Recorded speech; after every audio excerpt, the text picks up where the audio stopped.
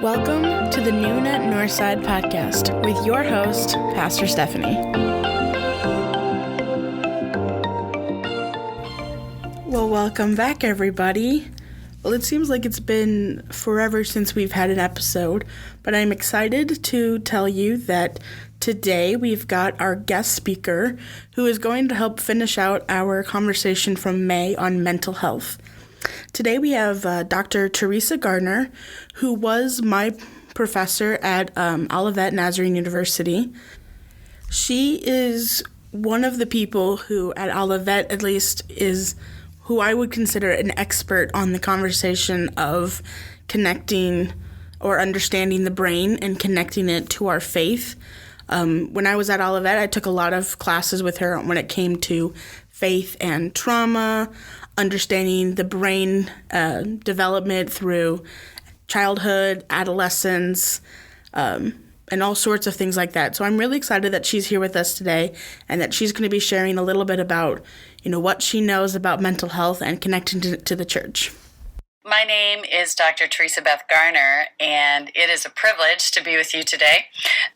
Pastor Stephanie Chapman used to be one of my students, and she was a wonderful student, and I was so glad when we became colleagues in ministry, and now we are mutually mentoring one another over these years, and I am just thankful for Stephanie and her desire to educate the church on some of the issues that we have really been struggling in. One of those issues today is how understanding mental health can better the church. And I loved the title alone because it rings with hope. And so today I want to thank Pastor Stephanie for her study and her background in this area of understanding mental health, because she wants the church to be all that it is meant to be in order to help so many around us. And we need to understand mental health and not shy away from this topic. And one of the reasons why Pastor Stephanie and I talked about this was there was a book that we studied called Mental Health and the Church. And this is the subtitle of that book: A Ministry Handbook for Including Children and Adults with ADHD, Anxiety, Mood Disorders, and other common mental health conditions.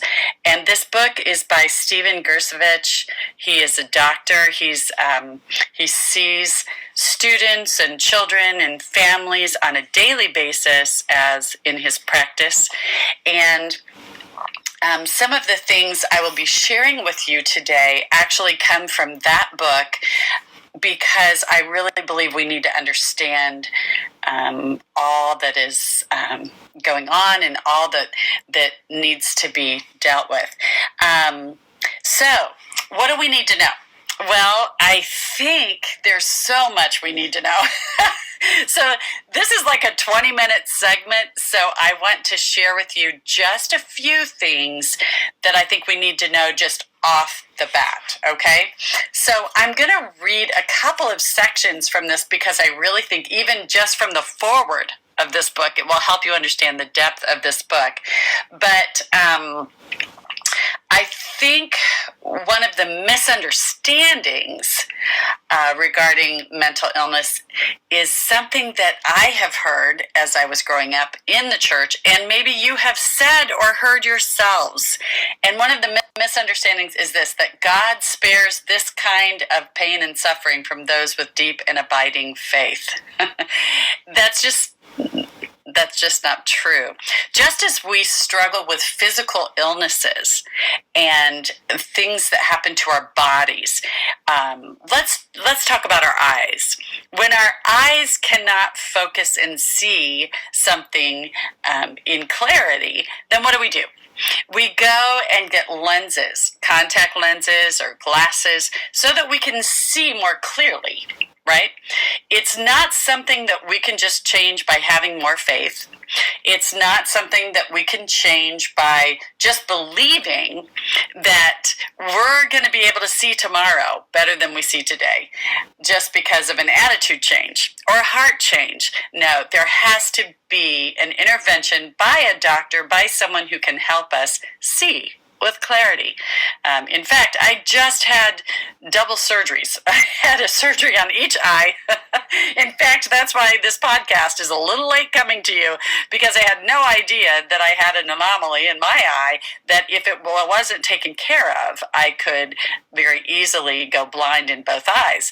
Can you imagine? I don't really think I'm that old, but I guess I am kind of in that stage of learning that my physical health and my eye health sometimes is related to age, and so I have to take care of it. I have to maintain it, and it might take someone beyond me and my understanding to help me understand it. And that's kind of what we're dealing with here. When we deal with mental illness and mental health, many times we just don't know what we're talking about. And so we need to understand that one of the things that will not dispel these issues is just a deep and abiding faith. We are just kind of coming at this podcast with this understanding that, yes, we have an abiding and deep faith in God, or more importantly, that God is in covenant with us and loves us deeply. So I think what we need to know is a mental health crisis or a mental illness. This has nothing to do with whether we have faith or not. It has nothing to do with that. I really believe it has more to do with our health and how do we address that? How do we help other people speak into this for us? Another thing that the author, one of the people in the foreword says, they just say, my faith in Jesus Christ is thoroughly authentic. What is just as true is that my diagnosis of ADHD, anxiety, PTSD, chronic pain, structural abnormalities, and a genetic mutation that causes a greater propensity for depression. All of these things are true. My faith is authentic, but so authentic is my diagnosis. And how I deal with that really depends on if I'm going to entrust these issues that I am having or that the family is having, to someone who does understand, who can help me better my mental health and become more stable. I think we need to understand many things, and I want us to understand that there's a huge disconnect between the church and families that are dealing with mental illness because they do not feel comfortable coming into the church. My dissertation that I finished in 2018 with Fuller Theological Seminary included some work on why people are leaving the church.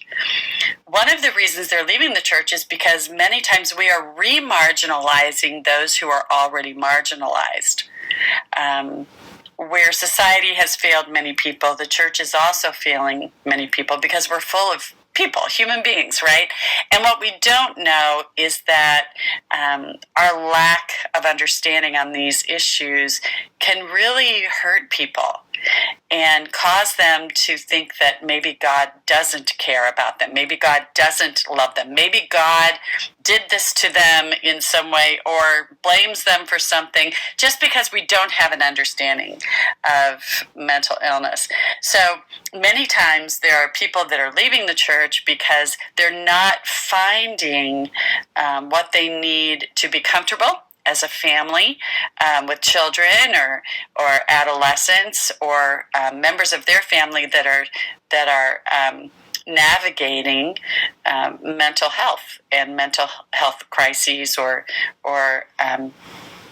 things that they've got to learn more about too, and maybe they're in therapy for. So I want us to understand, too, this book, I believe, was the Mental Health in the Church book was published in 2018 when I actually finished my dissertation. But also, the stats after this, let's talk about what has happened just since 2020. So with COVID, which has presented another issue, so let's just talk about what's happening in our churches now. It's not just the church. It's all over our society. We are dealing with a long-lasting epidemic and pandemic that we have been dealing with the results of, right? Our children have been feeling those results even in their learning, in their mental health, because it keeps happening. It's not over.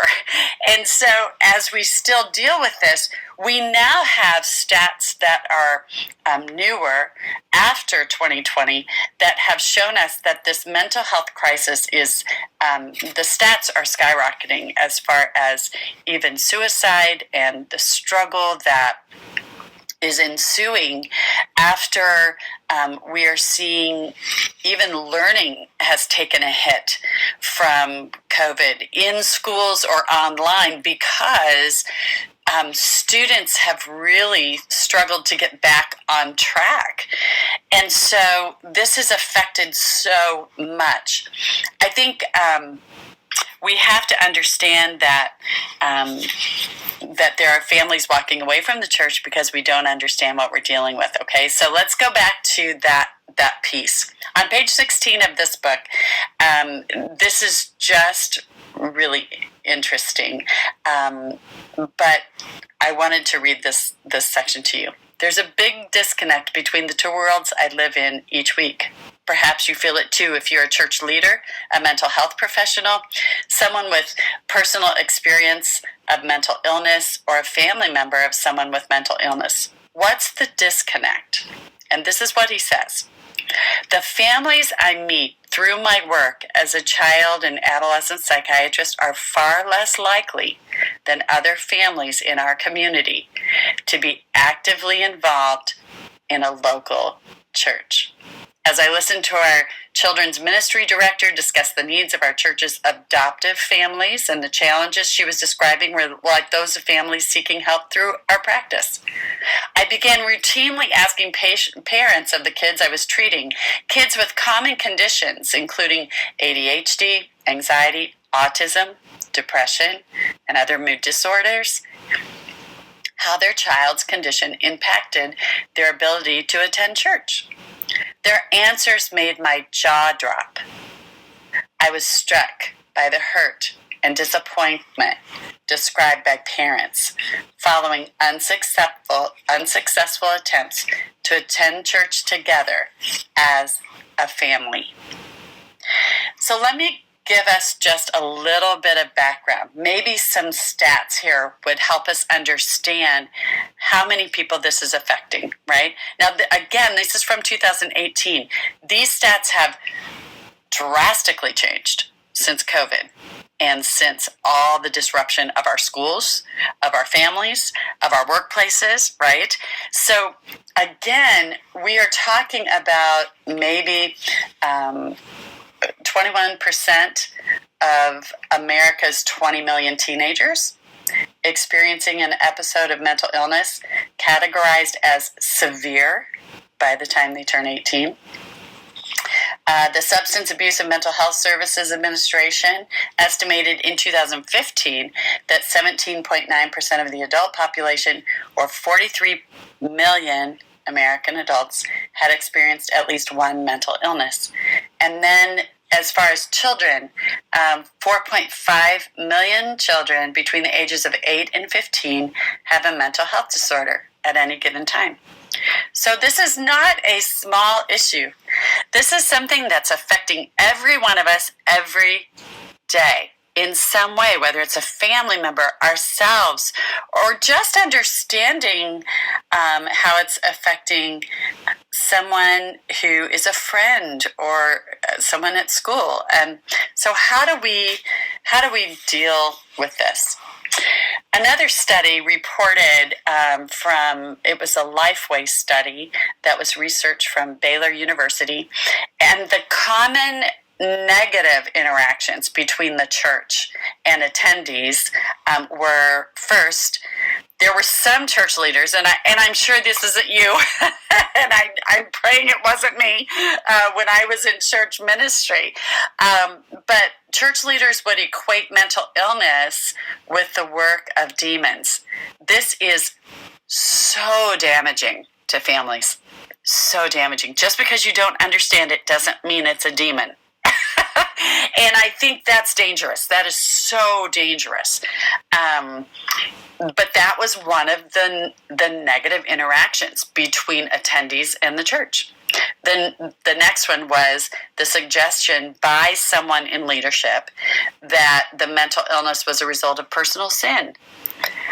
These are such damaging things when we don't understand really what we're talking about. This can stay with someone for so long. This can really prohibit someone from even coming to God. Because if a spokesperson for God is saying stuff like this, it's just really dangerous. It's dangerous for their future relationship with God. They may believe things about God that just aren't true.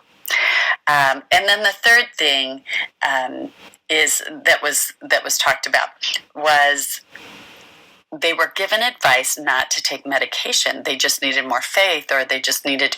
This is so dangerous. We have people dying from mental health crises, from suicide, from depression.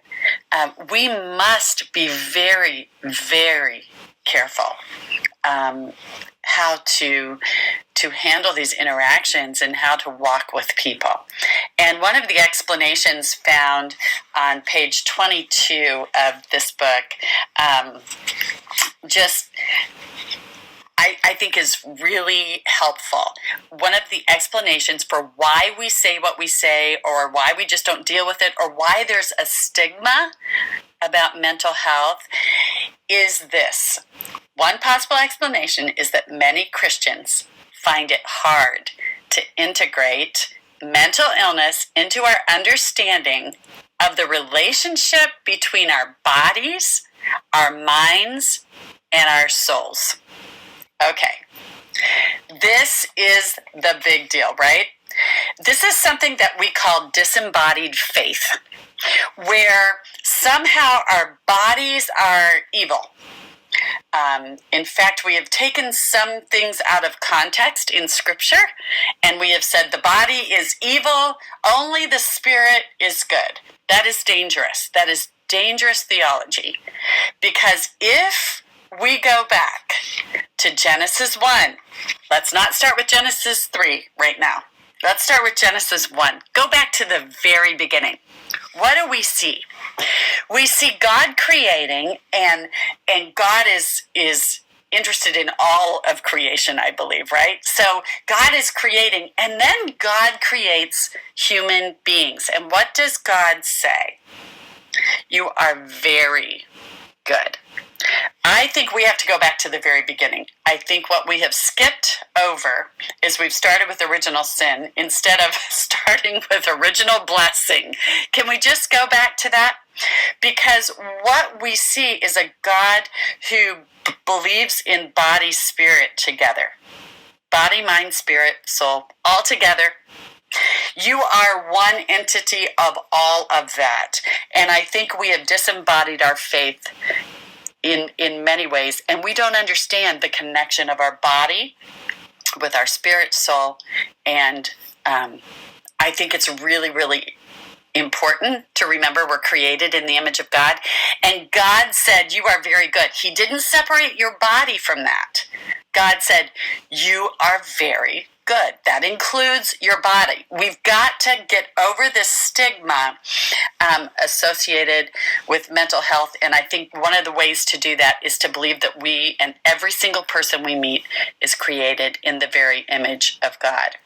Another thing we can do is learn about mental health. I think we could even offer mental health 101 classes to our people and our leaders to help each other understand what this really entails. What is mental health? And how do we take care of our bodies in order for our spirits to thrive and for us to thrive? There are many things we can talk about in that. But we have to understand that we need to learn first. We need to learn and then talk about it. Have conversations. I think one thing that is really important, so number 2 that I would say, overcoming the stigma. How do we work on this? I think you need to visit your church in the shoes of those who are anxious, those who don't want to walk through the doors of the church.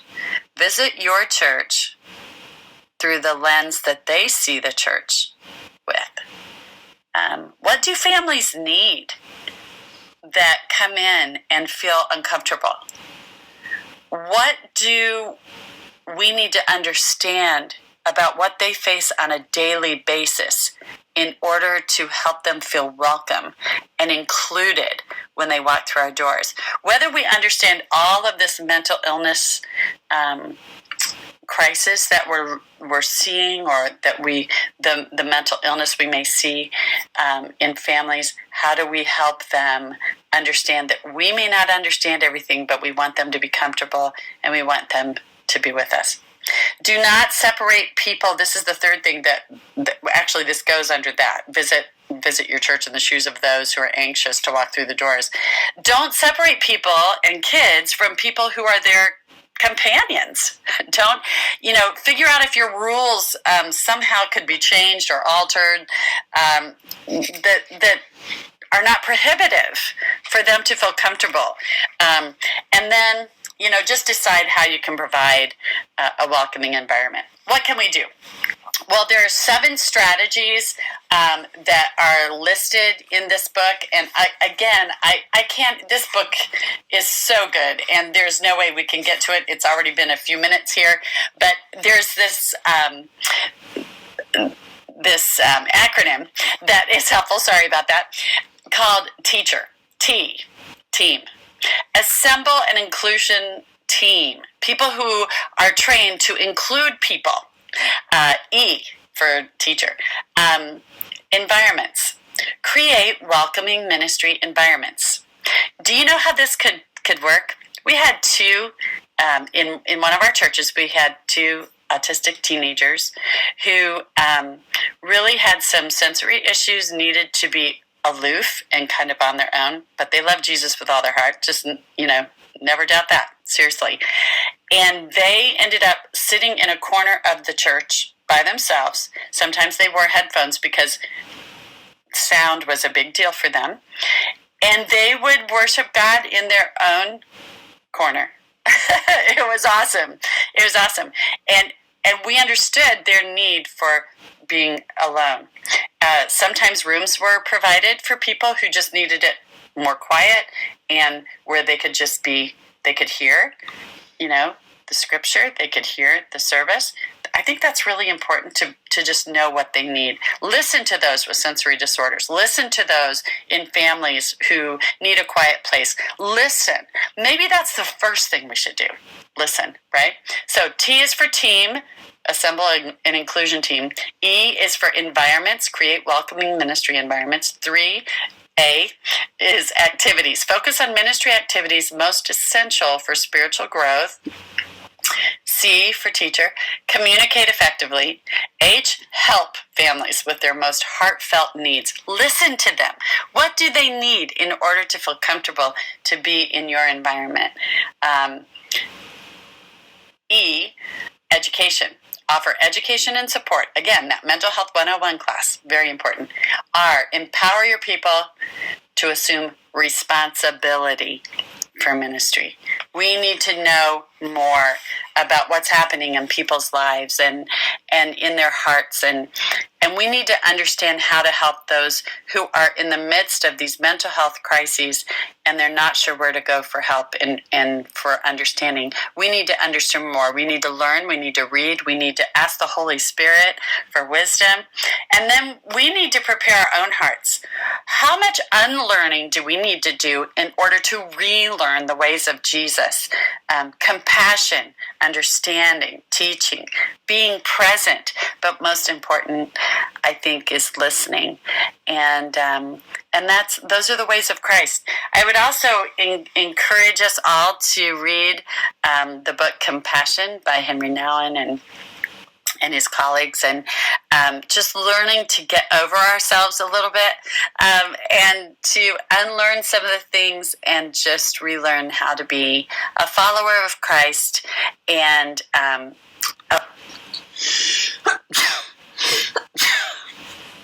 welcomer, someone who wants to learn so that we can really help those who feel kind of lost from the family of faith and who feel almost terminated from being a part of our place of worship. So we need to get out more, right? Okay, Pastor Stephanie, I hope this is helpful, and I've gone over, I think, a little bit, but hopefully this was helpful for all of you, and hopefully she can edit out some of this stuff. Okay, blessings. Well, thank you so much, Dr. Garner, for being here. I just hope that you guys all got something out of that. I know I did. I love listening to Dr. Garner talk and just, learning something from her. She's one of my absolute favorite people in the world, so I'm super excited that you guys got to hear from her today. Join us in 2 weeks when we're going to introduce a new topic for the month of June. We're going to have one episode kind of representing the halfway point of the year, and then we're going to carry on with the rest of this year's topics that you can find listed on our Facebook page, Noon at Northside. So I'll catch you guys in 2 weeks. Until then, see you later.